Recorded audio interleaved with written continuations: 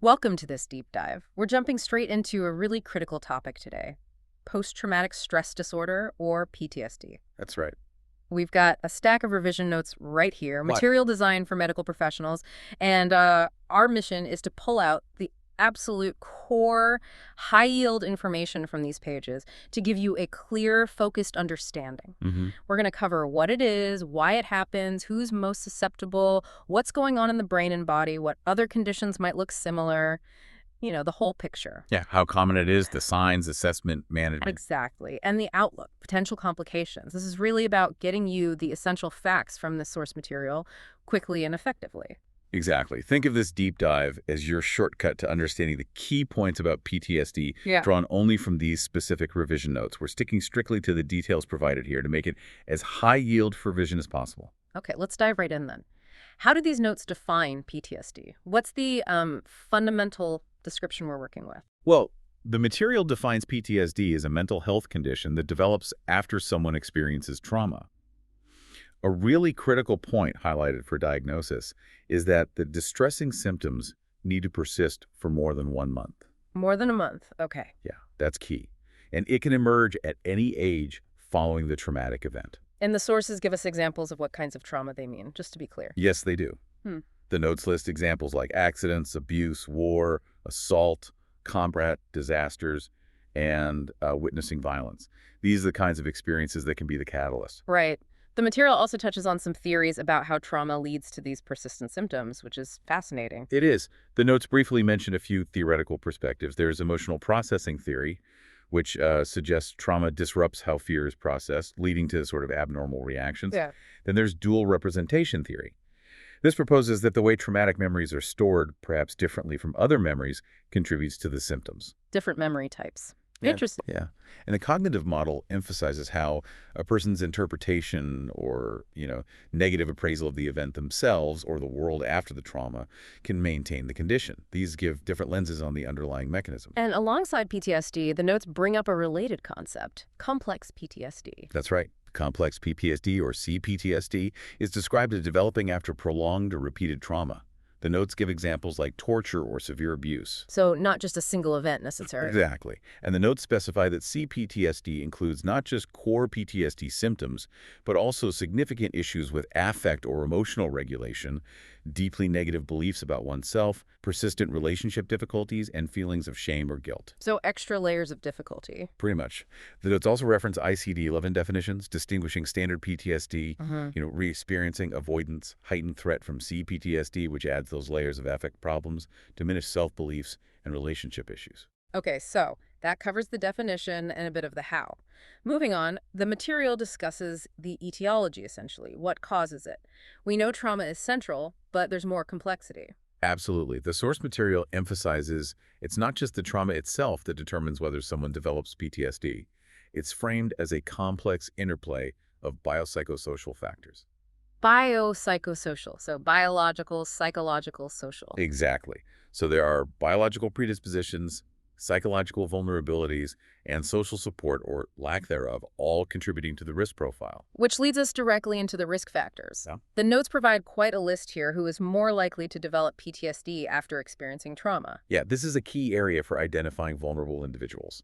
The specific factors listed include having a history of prior trauma, Makes sense. a family history of mental health disorders, experiencing childhood abuse or neglect, and crucially, lacking social support. Social support seems to come up a lot. It's a huge factor. Certain personality traits, like neuroticism, are also mentioned, as is the presence of other existing mental health conditions, such as depression or anxiety disorders. So someone's past and their current mental state and support system are significant. Precisely. And the characteristics of the trauma itself matter too. Its severity, how long it lasted, and how close the person was to the event. Right. The notes also specifically call out groups at higher risk due to the nature of their experiences, such as refugees, asylum seekers, and first responders. And military personnel have their own distinct set of risk factors highlighted. Yes, the material details these. The duration of combat exposure, low morale within their unit, poor social support while serving, lower rank, being unmarried, low educational attainment, and having experienced childhood adversity. It's quite specific. Wow, yeah. There's also a specific note about postnatal PTSD, which affects approximately 1 to 2% of women after childbirth. Okay. This raises an important question. What's actually happening inside the body and brain when someone has PTSD? The notes describe the pathophysiology. Right.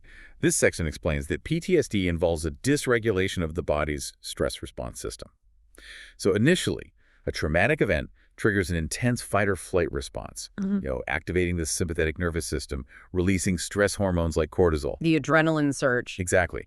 In PTSD, this system doesn't return to normal. It remains on high alert, kind of stuck on. Oh. This dysregulation leads to that heightened arousal we see in symptoms, increased emotional reactivity, and impaired fear extinction. Impaired fear extinction. What does that mean for the person, practically? It means the brain struggles to learn that cues associated with the trauma are no longer a threat. So something, relatively minor that reminds them of the trauma can trigger a full-blown fear or stress response, as if the danger were still immediate. Ah, okay. So the off switch isn't working properly. That's a good way to put it. Yeah. And specific brain areas are involved. Yes. The notes mention structural and functional changes in brain regions crucial for memory and emotional regulation. The amygdala, which processes fear. The fear center. Right. The hippocampus, involved in forming and retrieving memories, and the prefrontal cortex, which helps regulate emotions and executive functions. These changes are thought to underpin many PTSD symptoms. Okay. Moving on, it's vital for diagnosis to know what else could be causing similar symptoms. The notes list a range of conditions in the differential diagnosis. What's fascinating here is how varied they are. The differential list is definitely a reminder that symptoms can overlap significantly. It includes common conditions like depression, specific phobias, and adjustment disorders. Things you might expect. Yeah, but it also lists conditions more directly related to trauma or stress, such as acute stress reaction, which is time-limited, unlike PTSD and enduring personality change after catastrophic experience. And some less obvious ones. Exactly. The list continues with personality disorders, dissociative disorders, which involve disruptions in memory, consciousness, or identity. Like feeling detached. Precisely. Also, neurological injury or disease and psychosis. Importantly, the notes also specifically include prolonged grief disorder in this section. Right. Could you just clarify what the notes say about prolonged grief disorder? How's it different from, well, normal grief? Good question. Based on the ICD-11 criteria described in the notes, prolonged grief disorder is a persistent, pervasive grief response after the death of someone close. It's characterized by intense longing for the deceased, preoccupation, emotional pain, sadness, guilt, anger, or denial. Okay. The key is that this grief lasts for more than 6 months, significantly exceeds cultural norms for duration, and causes significant impairment in daily life. It's distinct from typical grief, both in its duration and the intensity of those specific symptoms. Got it. 6 months and really impairing function. Okay. Shifting focus to how common PTSD is, what do the notes tell us about the epidemiology? Well, the material states that while prevalence varies, approximately 4% of the UK population may experience PTSD at some point. 4%. That's quite a lot of people. It is. And it affects people across all ages, genders, and backgrounds. As we touched on with risk factors, the notes confirm higher prevalence rates in those identified at-risk groups, like military personnel and survivors of assault or abuse. Right. So how does PTSD actually manifest? The notes outline the clinical presentation, typically categorized into 4 symptom clusters based on diagnostic systems like DSM-5. Right. These clusters help organize the wide range of symptoms. The first group is intrusiveness, the distressing re-experiencing of the trauma. Like flashbacks. Exactly. Flashbacks, nightmares, and vivid, unwanted memories that feel like they're happening again right now. Okay. Then there's the opposite reaction, avoidance. Yes. The second group is avoidance. People actively try to avoid anything that reminds them of the trauma-specific people, places, situations, conversations, or even, thoughts and feelings associated with the event. Trying to shut it out. Pretty much. And the third group covers changes in thoughts and feelings. That's negative alterations in cognition and mood. This includes being unable to remember key parts of the trauma, a kind of amnesia, developing persistent negative beliefs about oneself, others, or the world. Like the world is dangerous or I'm broken. Exactly, those kinds of beliefs. Also, self-blame or blaming others, and experiencing persistent negative emotions like fear, anger, or guilt. People might also lose interest in activities they used to enjoy, feel detached from others, or find it hard to feel positive emotions at all. A real shutdown of positive feeling. Yeah. Finally, the fourth group covers changes in how someone reacts and is on alert. That's alterations in arousal and reactivity. This involves being constantly hypervigilant for threat, like always scanning the room. Jumpiness. Yes, having an exaggerated startle response to sudden noises or movements. Being irritable or having angry outbursts, engaging in reckless or self-destructive behavior, having difficulty sleeping, or struggling to concentrate. Okay. The notes also list several additional symptoms, not strictly in those four clusters, right? Yes, they do.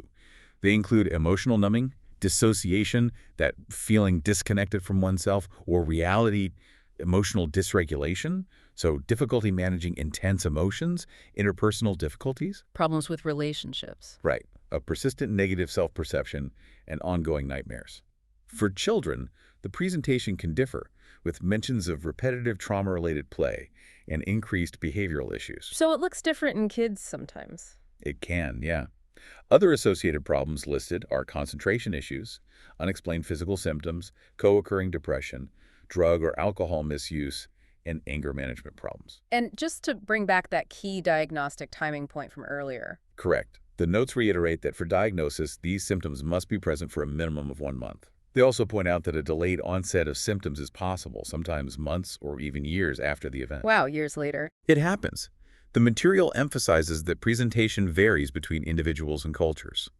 The need for direct questioning, particularly with children and young people, and the importance of a holistic assessment covering physical, psychological, and social needs, including a risk assessment. So how is PTSD actually diagnosed then? What investigations are typically involved according to these notes? Okay, the material makes it clear. The primary method for diagnosing PTSD is a thorough clinical assessment. This involves a detailed psychiatric interview where the clinician evaluates whether the person meets the specific symptom criteria outlined in diagnostic manuals like DSM-5. So it's mainly about the conversation, the history, the symptoms. That's the core of it. Are there tests, like brain scans or blood tests, that confirm the diagnosis? Good question. A crucial point highlighted in the notes is that there are no specific laboratory or imaging tests that can confirm a diagnosis of PTSD. Right, so you can't just test for it. No. Any investigations performed are mainly aimed at ruling out other potential conditions that might explain the symptoms, like maybe a head injury or another medical issue. Okay. But there are tools that can support the assessment. Questionnaires, perhaps. Yes, exactly. The notes mention psychological assessments, particularly self-report questionnaires, which can be helpful for assessing symptom severity and the degree of impairment the symptoms are causing. The material lists specific, commonly used assessment tools. Like the PCL-5? I think I've heard of that. Precisely. The PTSD checklist for DSM-5, PCL-5, is mentioned a 20-item self-report measure aligned with the DSM symptoms. There's also the Impact of Event Scale Revised, IESR, which has 22 items measuring symptoms of intrusion, avoidance, and hyperarousal. Okay. And finally, the Trauma Screening Questionnaire, TSQ, is listed as a brief 10-item tool focusing on re-experiencing and arousal symptoms, asking if they've occurred more than twice in the past week. So these are supplements to the clinical interview, helping to sort of quantify and track symptoms over time. Exactly. They help the clinician gather information about trauma exposure, specific symptoms, and severity to inform the diagnosis and the treatment plan. Okay. Let's move on to management. Once PTSD is diagnosed, what does the material say about helping someone recover? What's the approach? The notes outline approaches to managing PTSD, largely focusing on psychological therapies. A significant point made up front is that single-session interventions, often referred to as debriefing. Psychological debriefing. Yeah, that kind of thing. They're not recommended immediately after a traumatic event. Oh, really? That goes against what some might intuitively think is best, talk it out straight away. It does, but the evidence presented in the notes advises against that specific approach right away.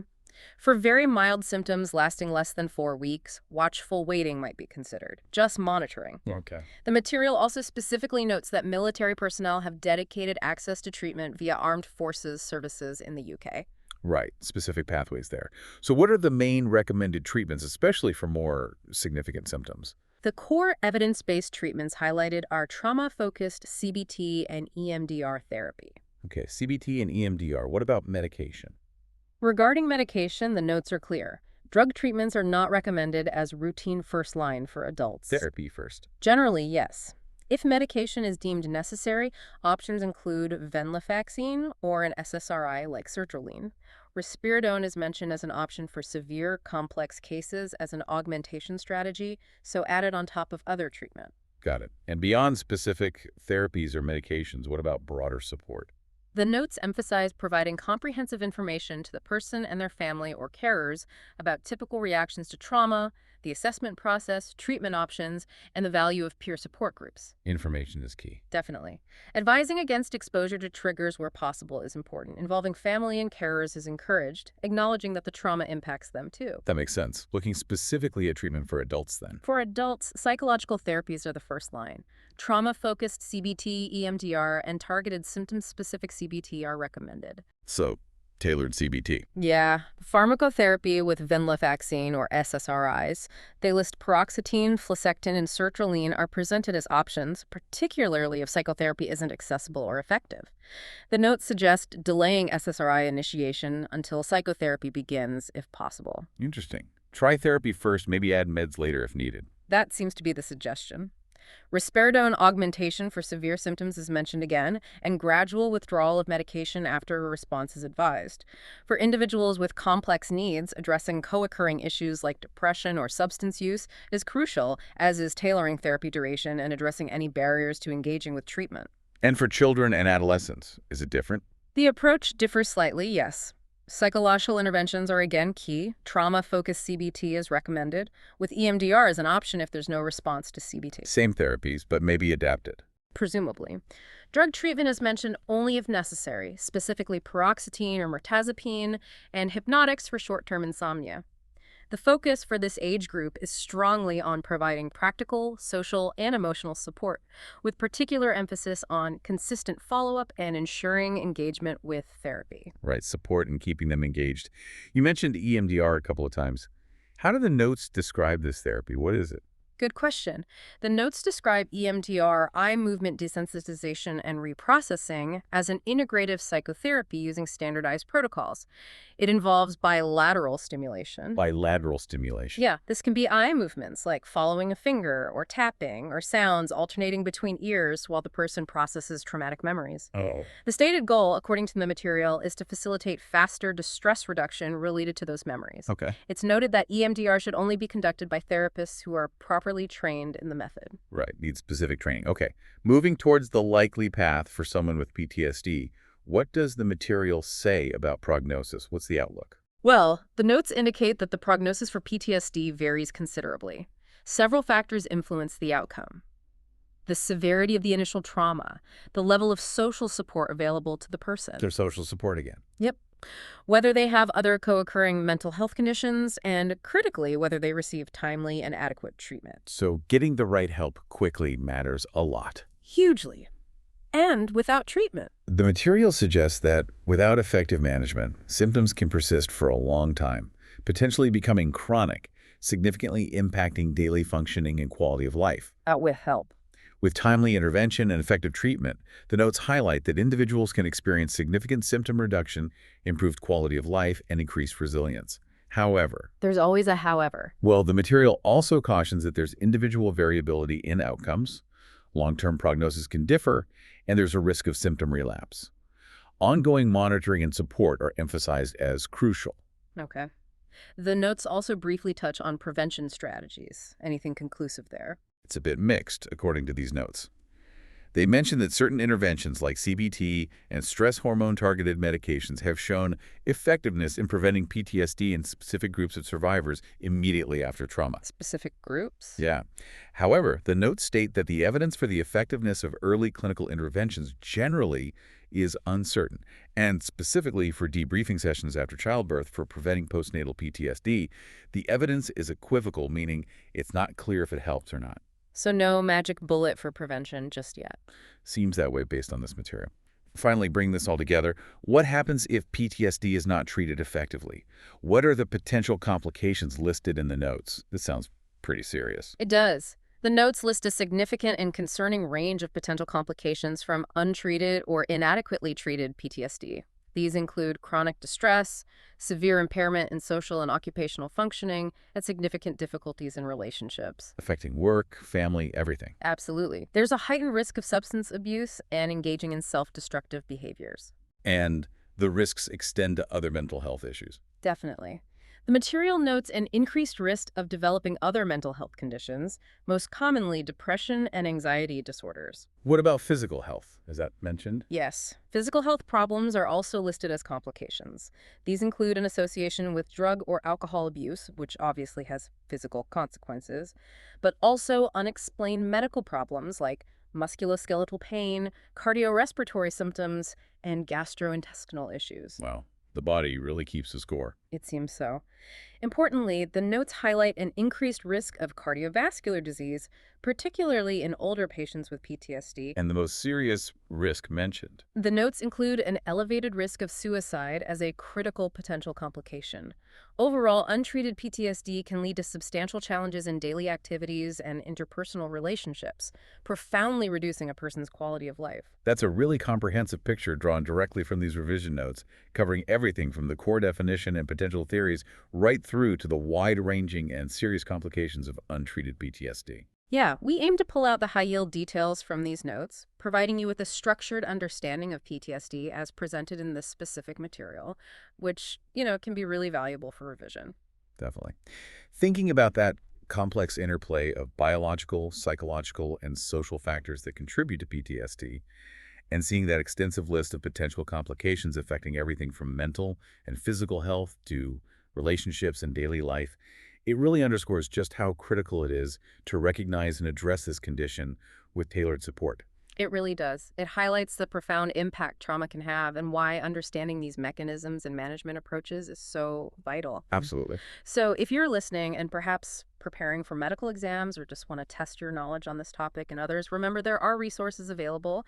You can check out passthemsra.com and freemsra.com. Yeah, those sites offer tools designed specifically to help with revision and self-assessment for things like the MSRA exam. Thanks for joining us for this deep dive into post-traumatic stress disorder, guided strictly by the source material provided. We hope this breakdown has been insightful and helpful for you.